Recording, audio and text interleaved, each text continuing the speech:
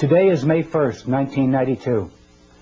The subject of this video message is the Uncensored Earth Summit, the meeting which is to begin on June 1st, 1992 in Rio de Janeiro. The acronym UNCED stands for the United Nations Committee for Environment and Development. It is pronounced UNCED, and perhaps indicating the secret agenda of this meeting. This is the logo of the Earth Summit. This is not a dove in their Earth Summit logo. It is a hand, and the hand is holding the world with the slogan, "In our hands," alongside of it. In whose hands? Who is the we in this motto? The hands of the world order. These elitists convened this UNCED meeting in the first place, and for a bad purpose. This video will show strong evidence that the persons running the UNCED Earth Summit are actually setting a net to place the power over the Earth and its peoples into their hands. Brave, bold deeds by the citizenry are needed quickly. Once a government signs their treaties, their citizens are, de jure, in the hands of the world order. There's that motto again, in our hands. Whose hands?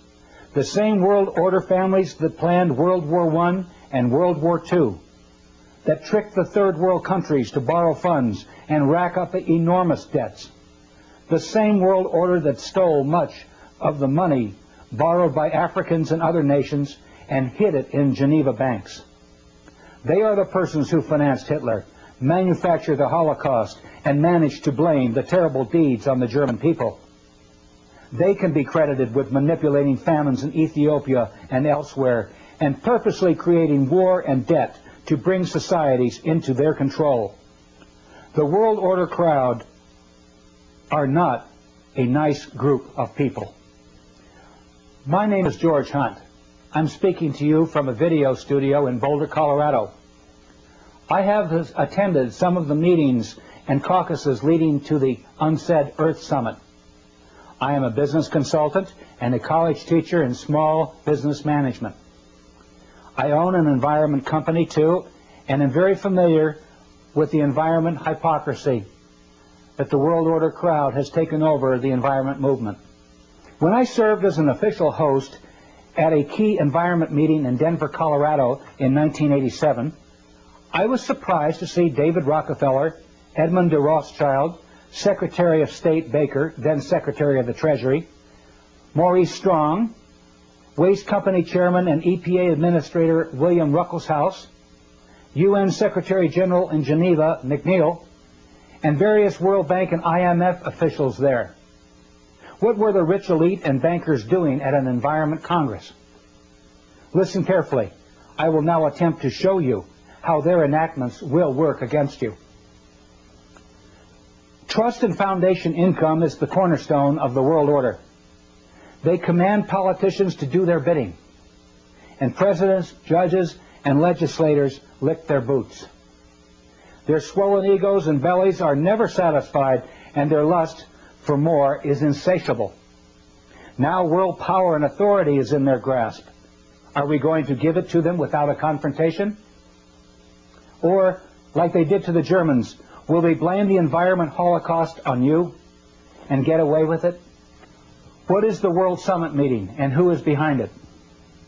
The UNCED World Summit, that's UNCED World Summit, is a key event in a series of environment meetings which have occurred since 1972. Maurice Strong, a UN official and an employee of the Rockefeller and Rothschild trusts and projects, convened the first Congress in Stockholm, Sweden in 1972.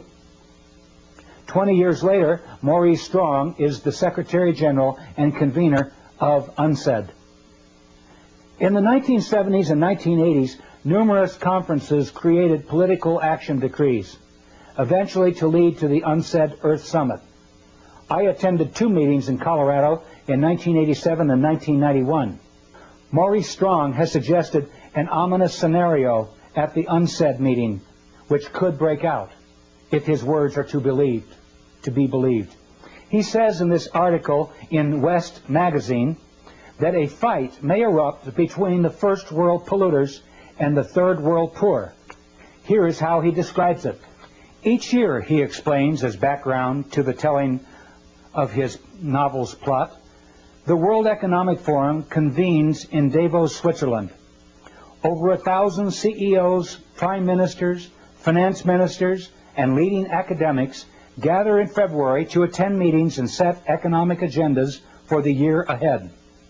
With this as a setting, Maurice Strong then says, what if a small group of these world leaders were to conclude that the principal risk to the earth comes from the actions of the rich countries?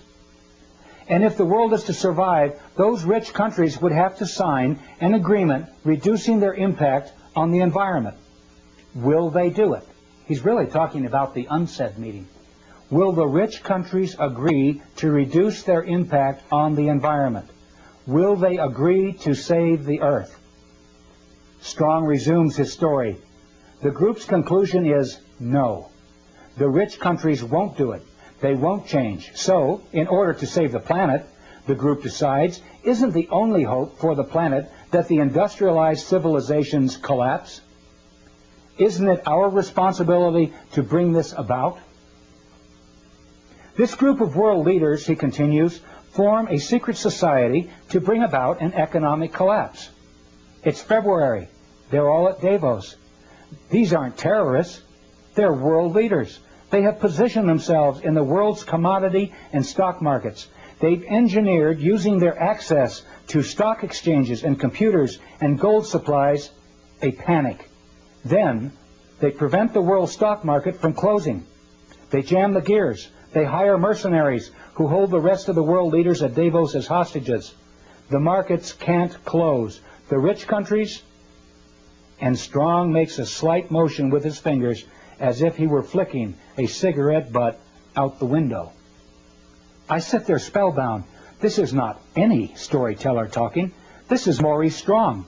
He knows these world leaders. He is, in fact, co-chairman of the Council of the World Economic Forum. He sits at the fulcrum of power. He is in a position to do it. I probably shouldn't be saying things like this, he says. The fourth world.